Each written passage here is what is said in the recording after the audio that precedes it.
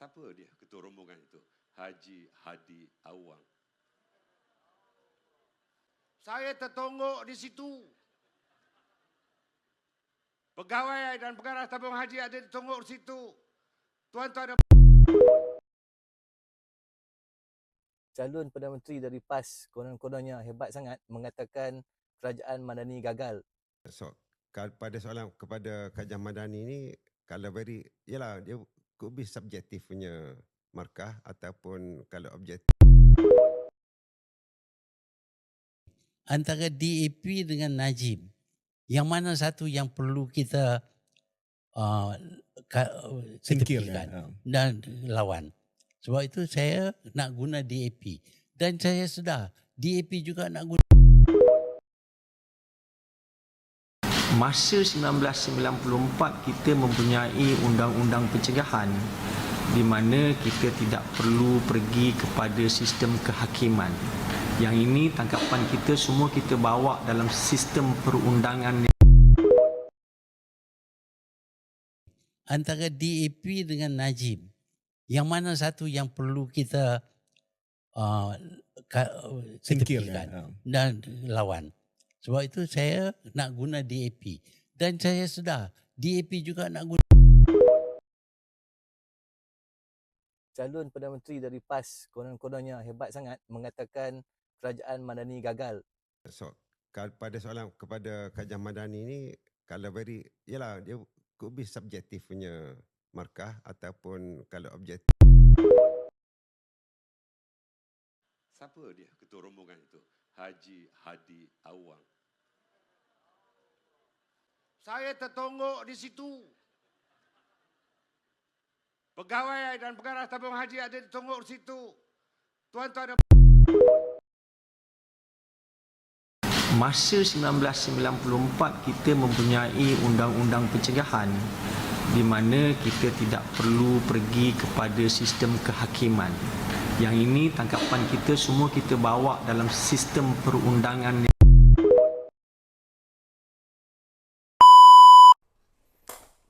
Salam sejahtera Malaysia, denyut nadi suara rakyat bergema di channel ini. Zaid Ibrahim, bekas Menteri Undang-Undang Negara Malaysia, mendedahkan satu perkara yang betul-betul sangat-sangat mengujakan saya. Saya setuju dan saya patut bagi dia kredit 120 bintang.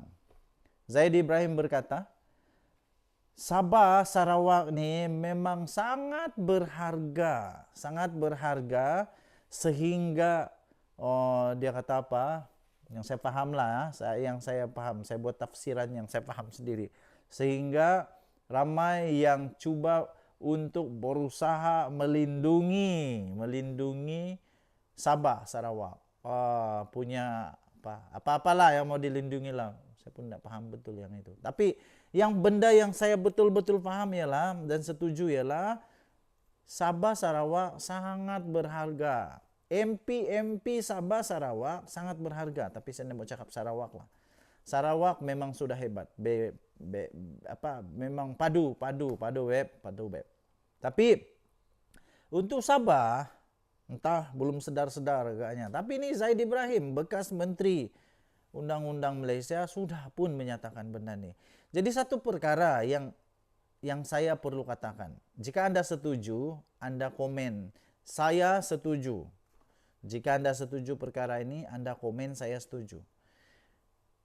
Yaitu, kalau Sabah punya MP sangat mahal, sangat berharga, MP Sabah sepatutnya jual mahal lah sikit.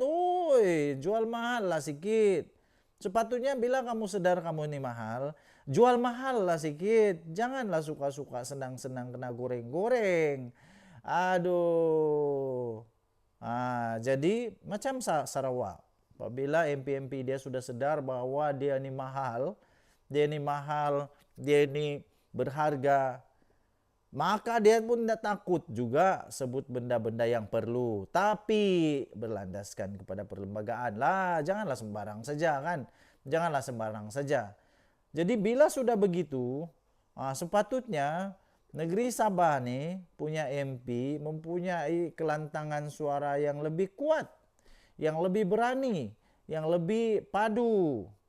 Bersatu hatilah kamu MP-MP Sabah untuk membangun negeri Sabah tercinta. Jangan main politik memanjang. Jangan main untuk kepentingan diri sendiri memanjang. Nah, adakah Anda setuju? Memang Sabah nih punya MP. Sabah punya politik nih mahal. Sebab dia penentu, selalu jadi penentu kepada siapa yang duduk di kerajaan yang memerintah negara Malaysia. Selalu itu penentu. Sabah Sarawak punya parti, selalu suara dia akan jadi penentu. Siapa yang bakal jadi Perdana Menteri, siapa yang bakal jadi ini. Sabah Sarawak lah penentunya. Kalaulah ini disedari oleh pemimpin-pemimpin Sabah dan mereka pun bertindak sama seperti pemimpin di Sarawak, saya pikir memang Sabah jadi padu. Hebat. Sekarang kita nampaklah Sarawak macam mana kan. Jadi tuan-tuan dan puan yang dihormati sekalian, terutama untuk rakyat negeri Sabah, sedarlah bahwa diri kamu itu mahal. Janganlah jual murah sangat. Oleh kerana diri kamu mahal, janganlah jual murah sangat. Janganlah jual murah sangat. Juallah mahal sikit. Okey, so rakyat negeri Sabah, kita bersyukur kerana sudah diakui oleh pemimpin daripada Malaya bahawa kita ini mahal. Kita ini mahal dan perlu untuk sedar. Okey. Pilihan raya tidak lama lagi akan menjelang. Pilihan raya tidak lama lagi akan menjelang. Kali ini siapa pula yang akan menjadi kerajaan negeri Sabah yang seterusnya? Okey, so tinggalkan komen Anda. Anda setuju atau tidak dengan apa yang saya katakan tadi? Okey, tapi apapun, negara Malaysia perlu dilindungi. Kita perlu untuk sama-sama melindungi negara Malaysia. Malaysia kita punya. Cintai Malaysia, kita jaga kita. Tetapi perlembagaan Malaysia harus dihormati. Dan juga untuk semua perjanjian-perjanjian juga perlu dihormati.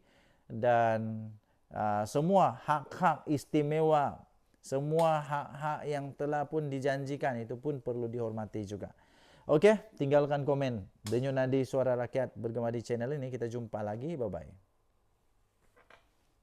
Salam sejahtera Malaysia. Denyut Nadi Suara Rakyat bergema di channel ini. Kadang-kadang pakai topi ni kasi bingung-bingung jugalah.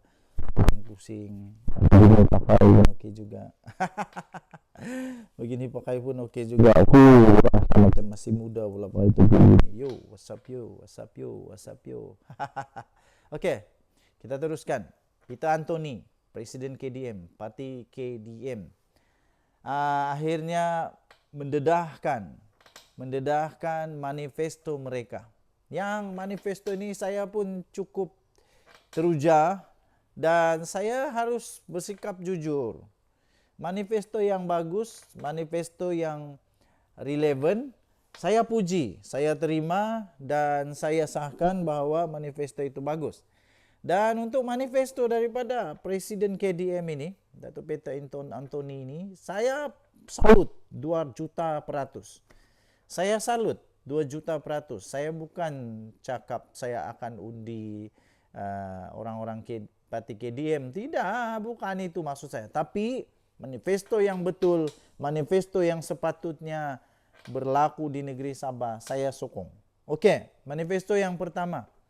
Manifesto yang pertama daripada Datuk Peter Anthony, dia umumkan apabila pelancaran untuk Parti KDM, pelancaran jentera pilihan raya Parti KDM di Kampung Kalipuon di daerah Pitas baru-baru ini.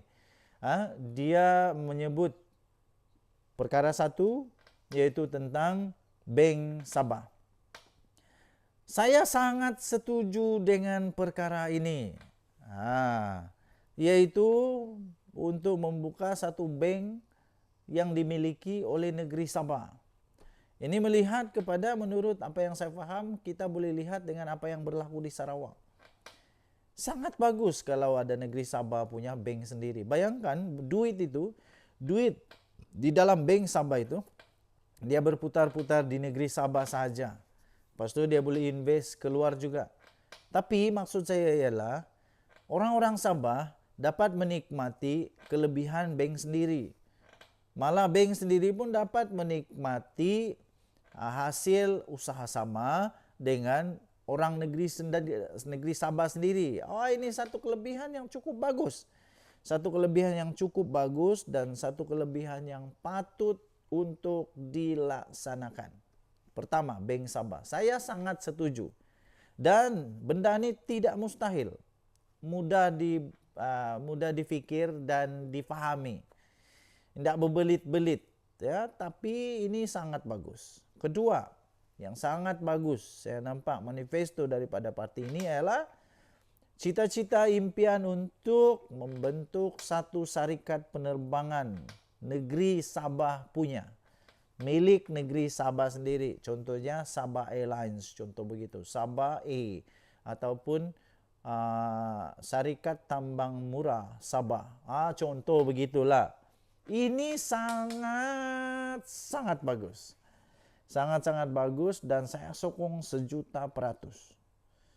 Kalau anda tidak sokong ini, manifesto ini, saya pun tidak tahu kenapa kamu tidak sokong. Sama ada dia impossible kah, possible kah, dapat dilaksanakan kah, atau ini tidak mungkin dapat dilaksanakan, itu belakang cerita. Yang kita cakap sekarang ini adalah manifesto yang bagus. Ini manifesto yang bagus, sangat-sangat bagus. Jadi manifesto yang begini harus dipuji. Untuk pelaksanaan dia tu, biar pergi kat depa lah. Fikir dulu, fikir nanti kemudian. Nanti pikir di kemudian lah. Yang saya maksud dia lah, manifesto ini bagus. Itu saja. Anda mau undi parti KDM, itu terpulang kepada kamu lah. Anda mau undi parti KDM kah, anda mau undi kah, itu terpulang kepada kamu. Tapi apa yang saya cakap adalah manifesto ini manifesto bagus. Jadi dengan itu saya juga menyeru dan menggalakkan untuk semua pemimpin-pemimpin parti, semua orang-orang parti, semua yang mau bertanding, kamu pun fikirkanlah manifesto yang logik, yang bagus, yang relevan. Janganlah bagi manifesto yang sudah dari relevan, lepas tu sudah lapuk, orang pun malas sudah mau dengar. Bagilah yang fresh sikit, okey? Kita jumpa lagi, tinggalkan komen anda. Bye-bye.